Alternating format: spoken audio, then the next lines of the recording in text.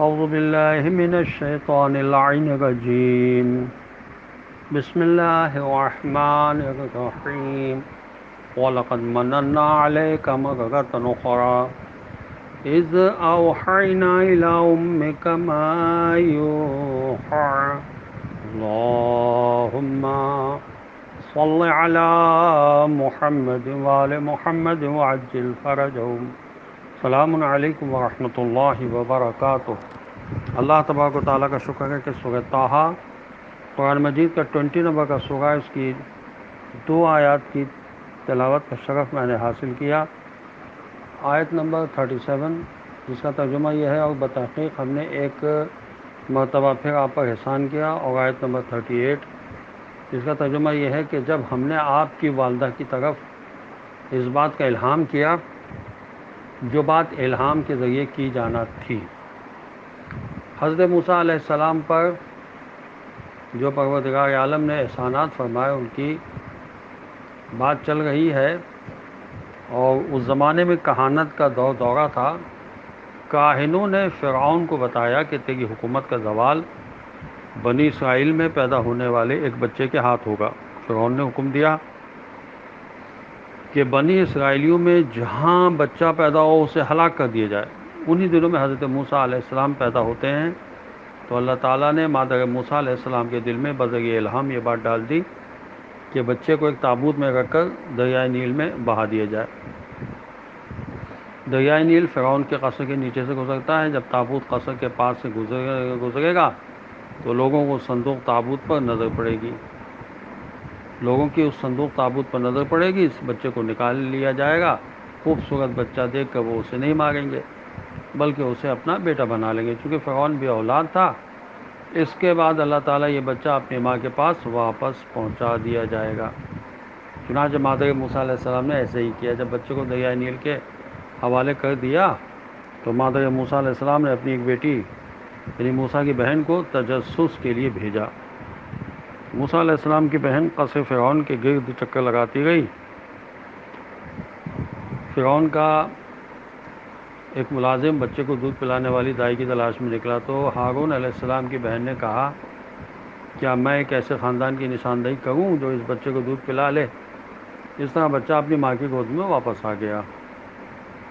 اللہ تبارک و تعالیٰ نے فرمایا اوحینا الی امک، مادر موسیٰ کی طرف جو وحی آئی تھی وہ نبوتی وحی نہ تھی بلکہ اس قوم کی وحی کو الہام کہتے ہیں۔ اس قسم کی وحی کو الہام کہتے ہیں۔ الہام کسی کے دل میں کوئی بات ڈالنے کو کہتے ہیں۔ تفصیل کے لیے ملاحظہ کیا جا سکتا ہے مقدمہ تفسیر ھذا یعنی الکوثر کا مقدمہ اس سلسلے میں دیکھا جا سکتا ہے، اس میں صفحہ 37 پر اس سلسلے میں تفصیل ہے۔ انشاءاللہ مزید آیات جب آگے آئیں گی تو بات آگے بڑھے گی۔ فی الحال ہم یہ بتا دیں کہ قرآن شفا و رحمت ہے اس کے لیے جو نیک نیتی کے ساتھ حق کا متلاشی ہو، لیکن صرف مذاق اڑانے اور اعتراضات تلاش کرنے کے لیے قرآن کو جو پڑھے گا وہ اپنے اسی طرز فکر و عمل کی وجہ سے قرآن کی خصوصیات شفا و رحمت سے محروم رہے گا۔ اس طرح قرآن اس کو فائدہ پہنچانے کے بجائے نقصان پہنچائے گا۔ اسی لیے آخری نتیجے کے طور پر قرآن صرف فکر نجات رکھنے والوں ہی کے لیے باعث ہدایت ہوگا۔ یہ تفسیر فصل الخطاب میں علامہ علی نقی صاحب نے لکھا ہے۔ جس طرح بارش کا پانی گندی اور بنجر زمین کو مزید گندا اور خراب کر دیتا ہے، اور زرخیز اور صاف زمین کو اور زیادہ سرسبز و شاداب اور صاف ستھرا کر دیتا ہے، یعنی قرآن شفا بھی ہے اور رحمت بھی ہے۔ اب شفا اور رحمت میں فرق کیا ہے؟ تو شفا امراض، عیوب اور نقائص کے دور کرنے کو کہتے ہیں۔ قرآن خرد اور معاشرے کی فکری، عملی، اخلاقی برائیوں اور بیماریوں کا علاج ہے۔ یہ قرآن کا پہلا کام ہے۔ اور رحمت دوسری منزل کا نام ہے کہ جب انسان کا اخلاق خدا کے اخلاق کے سانچے میں ڈھل جاتا ہے اور انسان میں اعلیٰ ترین اخلاقی صفات اور کمالات پیدا ہو جاتے ہیں، جس کی اعلیٰ ترین مثال حضور اکرم صلی اللہ علیہ وسلم کا اخلاق ہے، جسے خدا نے رحمت للعالمین فرمایا ہے۔ یہ تفسیر نمونہ میں لکھا ہوا ہے۔ اب ظالموں پر قرآن کا الٹا اثر ہوتا ہے۔ اس لیے کہ کفر، ظلم و نفاق، بے ایمانی اور بد اخلاقی کی بیماریوں کی وجہ سے ان میں حق دشمنی کی صفت غزیلہ پیدا ہو جاتی ہے، اس لیے وہ جہاں بھی حق کو دیکھتے ہیں لڑنے کھڑے ہو جاتے ہیں۔ اسی طرح حق کی ہر آواز ان میں مزید سرکشی پیدا کر دیتی ہے، جسے ہر مقوی غذا صحت مند آدمی کی صحت میں اضافہ کرتی ہے، جیسے ہر مقوی غذا صحت مند آدمی کی صحت میں اضافہ کرتی ہے، مگر جس کا معدہ خراب ہو اس کے مرض میں اضافہ کرتی ہے۔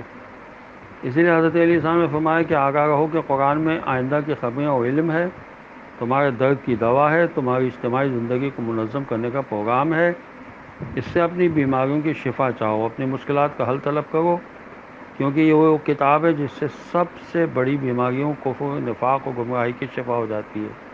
یہ آب حیات ہے جو حق کے پیاسوں کی پیاس بجھاتی ہے۔ جو شخص قرآن سے وابستہ ہو جاتا ہے یہ اس کی حفاظت کرتا ہے، جو قرآن کا دامن تھام لیتا ہے یہ اسے نجات عطا کرتا ہے۔ اس کی تکرار یعنی بار بار پڑھنے سے کونگی نہیں ہوتی، اس کو بار بار سننے سے کراہت نہیں ہوتی۔ جو قرآن کے ذریعے سے بات کرے وہ سچا ہے، اور جو اس پر عمل کرے وہ آگے بڑھنے والا ہے۔ یہ نہج البلاغہ سے میں نے آپ کو پڑھ کر سنایا۔ نہج البلاغہ کے یہ الفاظ تھے، اور خاص نہج البلاغہ سے تو میں نے نہیں پڑھا ہے، لیکن یہ نہج البلاغہ میں یہ موجود ہے۔ اب جو عنوان ہے وہ یہ کہ فاسق کی دعوت قبول نہ کرو۔ اللہ تعالیٰ کو اس بات سے انکار ہے کہ میں مشرکین، منافقین جیسی ظاہری کیفیت اختیار کروں یا ان کا کھانا کھاؤں، اور جو تمہارے پاس لایا جائے اسے قلیل نہ جانو۔ کسی انسان کے گناہ کے لیے اتنا ہی کافی ہے کہ وہ اس چیز کو کم جانے جو اس کے بھائی اس کے پاس لے کر آئیں۔ اسی طرح کسی قوم کے گناہ کے لیے اتنا ہی کافی ہے کہ وہ اس چیز کو کم جانے جو ان کے بھائی ان کے پاس لے آئیں۔ اس شخص کے لیے تباہی ہے جس کا بھائی اس کے لیے کچھ لے آئے اور وہ اسے حقیر جانے۔ اس شخص کے لیے بھی تباہی ہے جس کے پاس اس کے بھائی کی طرف سے کوئی چیز پیش کی جائے اور وہ اسے حقیر جانے۔ السلام علیکم ورحمۃ اللہ وبرکاتہ۔